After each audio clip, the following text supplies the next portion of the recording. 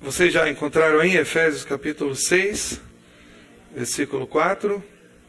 Amém? Então nós vamos ler juntos, amém? Em Efésios 6, capítulo 4, diz exatamente assim: E vós, pais, não provoqueis vossos filhos a ira. Pode ligar, Cláudio. Não provoqueis os vossos filhos a ira. Mas o quê? Criai-os na disciplina e na admoestação do Senhor. Vamos repetir? Vamos repetir de novo. Vamos ler juntos. E vós, pais, não provoqueis vossos filhos a ira, ou a ira em vossos filhos, mas criai-os na disciplina e na admoestação do Senhor. Vós, pais, quero que fixe bem isso na sua mente, no seu coração hoje, esse texto de Efésios 6:4. Vós, pais, não provoqueis vossos filhos a ira, mas criai-os na disciplina e na admoestação do Senhor. Vamos orar? Fecha os teus olhos. Quero convidar você para orar nesse momento comigo e nós vamos buscar direção de Deus. Amém? Pai querido, em nome de Jesus, muito obrigado pela tua palavra, que nos liberta, que nos fortalece, que nos ajuda, Senhor.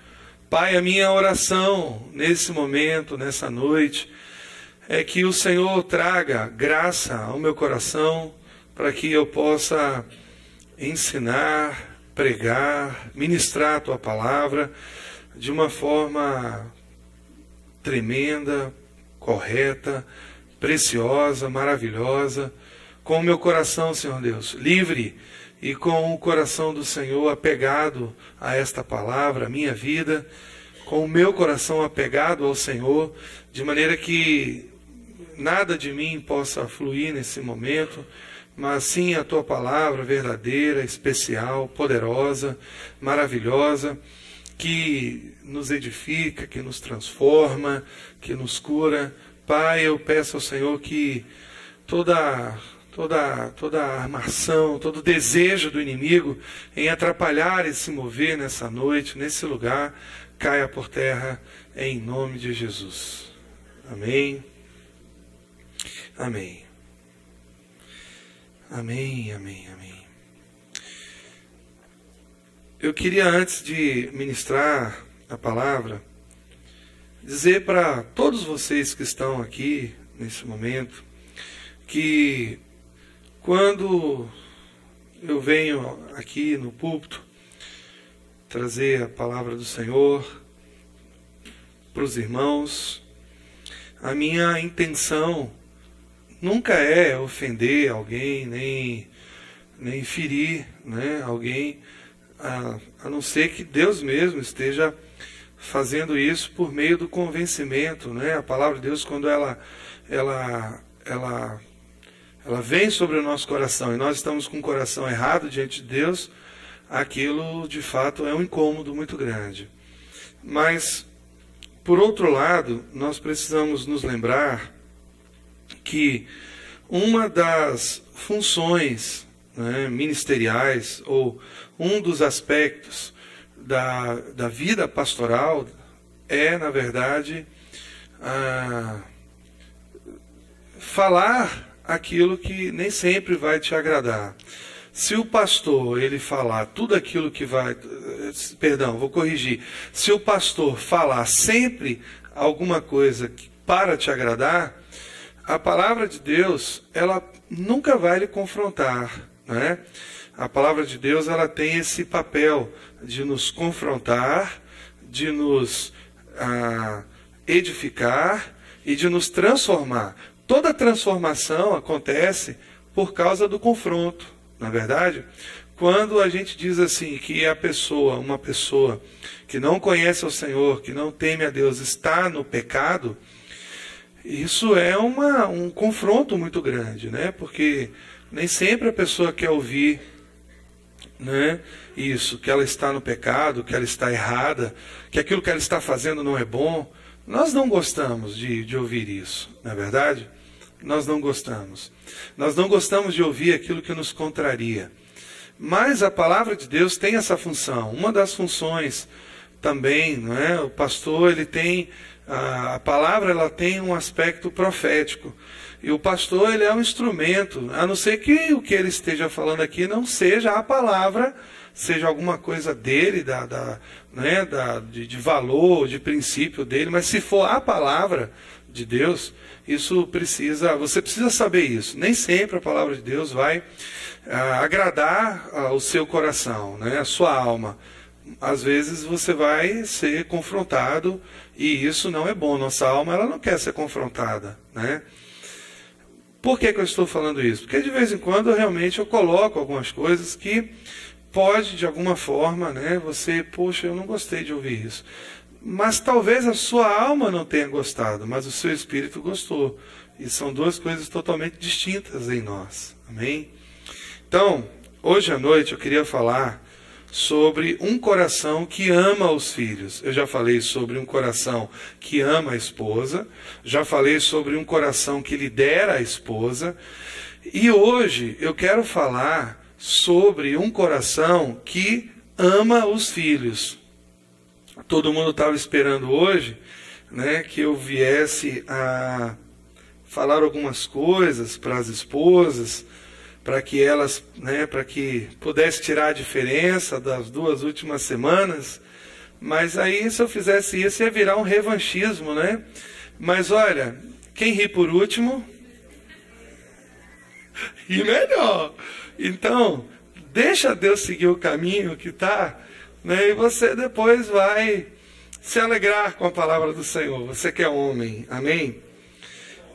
Então assim, mas na verdade, meu interesse é de fato edificar a sua vida. Eu queria então falar sobre isso, um coração que ama os filhos, amém? Eu quero hoje mostrar a você uma coisa importante. Essas regrinhas está num livro da Universidade da Família. O título do livro é O que Todos os Filhos Precisam Saber. Depois eu soube, pesquisando, depois de fazer esses slides, eu soube que essas regras foram trazidas para o Brasil através do pastor Jaime Kemp, que esteve aqui 2 vezes conosco, falando de família, né? Todo mundo praticamente aqui conhece o pastor Jaime Kemp. Quem é crente há alguns anos sabe quem é o pastor Jaime Kemp. Ele é uma das maiores autoridades no assunto de família. E ele disse, e ele trouxe essas regrinhas dos Estados Unidos justamente de um departamento de polícia americano, que eles fizeram uma parte dessas regrinhas e ele completou aqui no Brasil. E essas regrinhas estão divulgadas em vários livros. E esses dias, lendo esse livro, o que todos os filhos precisam saber, o que todos os filhos, né? Eu esqueci do O aí, o que todos os filhos precisam saber. E eu queria compartilhar com vocês um pouquinho dessas regras. 12 regras para criar filhos delinquentes. Então, primeira regra. Comece na infância dando tudo o que seu filho desejar. Dessa forma ele crescerá acreditando que o mundo é obrigado a fazer as suas vontades. A receita de Deus está logo embaixo, né? Seria a antítese, né, dessa ideia. Então, segunda regra. Quando ele falar palavrões, ria. Isso o fará pensar que é engraçadinho. Isso também irá encorajá-lo a aprender frases engraçadinhas, que darão a você dor de cabeça mais tarde. Depois eu vou publicar isso na internet. Terceira regra. Jamais dê a seu filho qualquer instrução espiritual. Espere até que ele tenha 21 anos para decidir por si mesmo. Quarto, evite a palavra não, pois seu filho pode desenvolver um complexo de culpa. Ela irá condicioná-lo a crer que a sociedade está contra ele, né? E que ele está sendo perseguido por ela, pela sociedade, tá bom? 5. Guarde tudo que ele deixar espalhado, livros, brinquedos, roupa, sapato, tudo que você puder imaginar, você guarda. Assim, fazendo tudo por seu filho, ele ficará perito em jogar todas as responsabilidades sobre os outros, né? 6. Deixe-o ler tudo que chegar às suas mãos. Como ontem a gente viu a peça aqui do SOS, né? Uma criança lendo 50 tons de cinza. Então, certifique-se que os pratos e os copos estejam limpos, mas deixe a mente dele se encher de lixo. 7. Sempre brigue na presença de seu filho. Dessa forma, ali tem um errinho, dessa forma ele não ficará tão chocado quando o lar for desfeito mais tarde. Ok? 8. Dê ao filho todo o dinheiro que ele quiser para gastar. Ok? Dê a ele. Tudo que ele quiser para gastar, você pode dar. Nunca deixe-o ganhar o próprio dinheiro. Para que trabalhar duro para obter as coisas como você fez? Ok? 9. Satisfaça qualquer desejo dele por comida, bebida ou conforto. Assegure-se de que cada desejo sensual seja gratificado. Negar tais desejos pode levar a uma danosa frustração. Ok? 10. Defenda-o contra vizinhos, professores e policiais. Todos eles estão sempre perseguindo injustamente o seu filho. 11. Não discipline quando ele desobedecer. Quando se meter em problemas, desculpe-se dizendo: tentei ensinar o que é certo, mas ele nunca quis me ouvir. E 12. Prepare-se para uma vida de tristeza. Então, o pastor Jaime Kemp, eu não alterei absolutamente em nada, do jeitinho que ele colocou aí, eu coloquei. E eu queria falar para você nessa noite sobre isso, sobre o coração que ama os filhos. Essas são 12 maneiras de criar filhos delinquentes. São 12 passos que você pode dar para errar na educação dos seus filhos. Quantos pais nós temos aqui nessa noite? Olha aí, bastante pais e mães, né? Pais no sentido geral.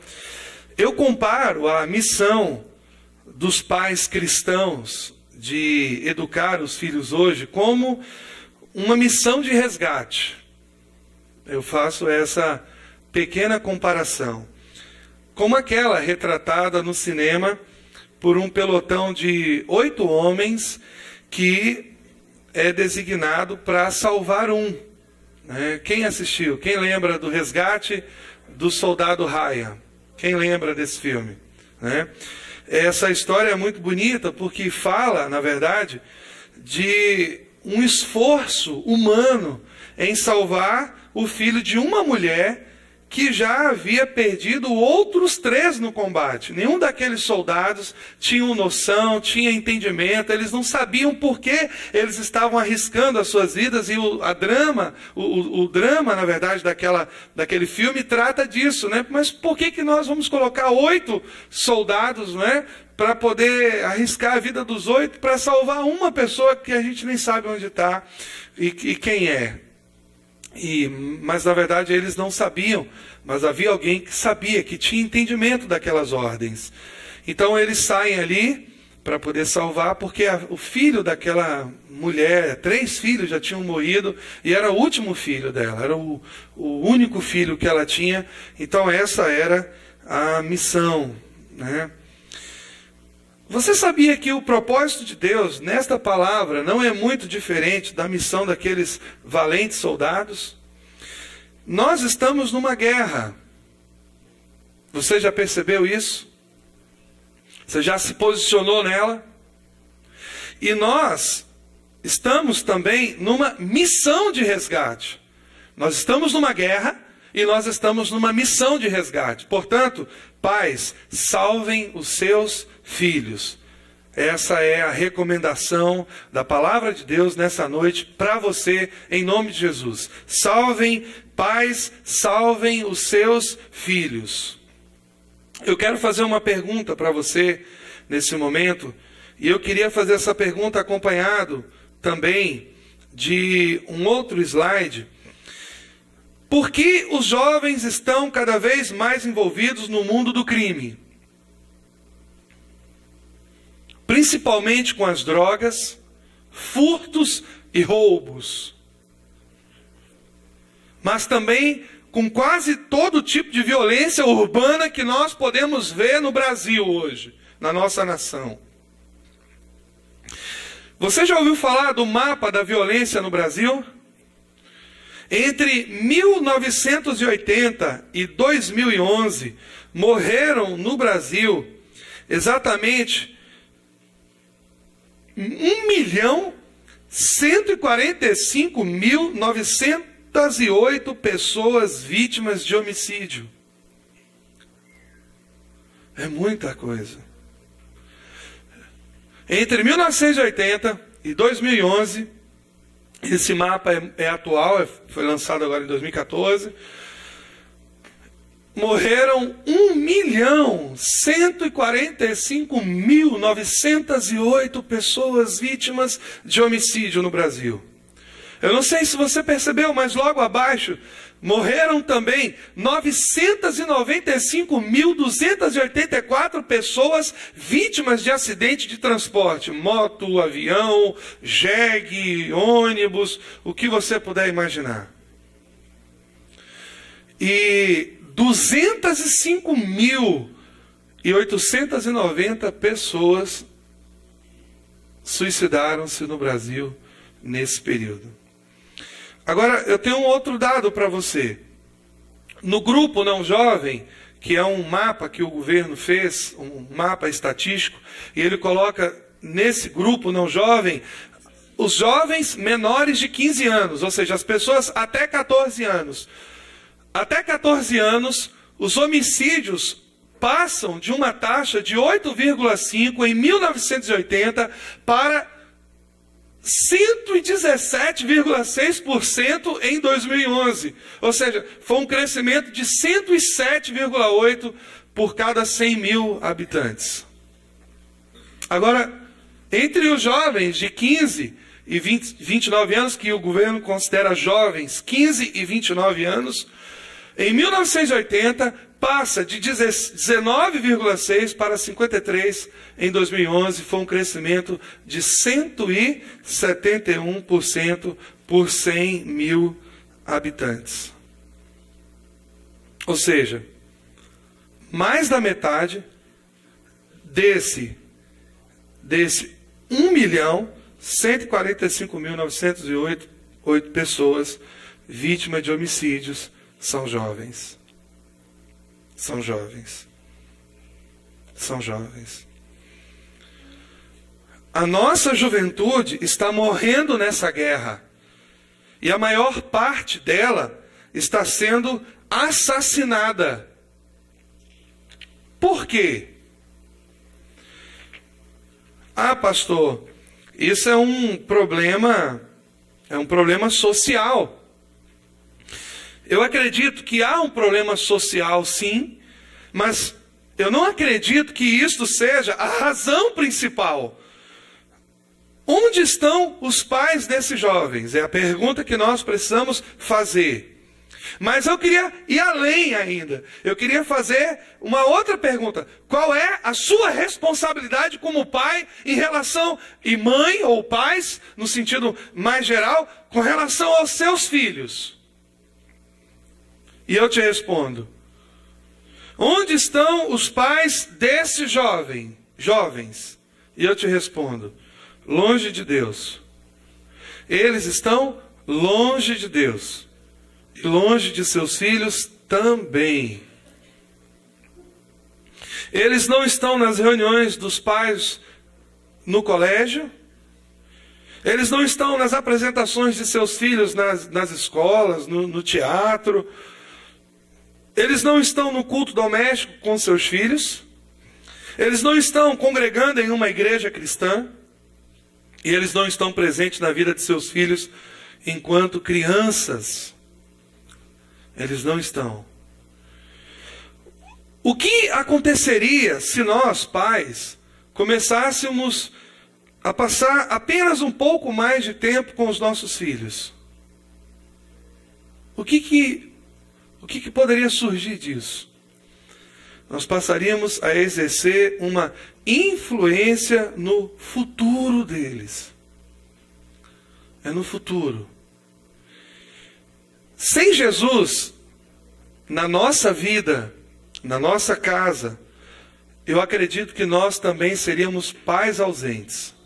Aliás, eu acredito que muitos pais, mesmo com Jesus, estão deixando de atuar e cumprir a sua missão na vida dos seus filhos. E essa palavra nessa noite é um alerta, é uma instrução para o seu coração a respeito desse tema. Nós também poderíamos estar no campo de futebol, ou trabalhando desde manhãzinha até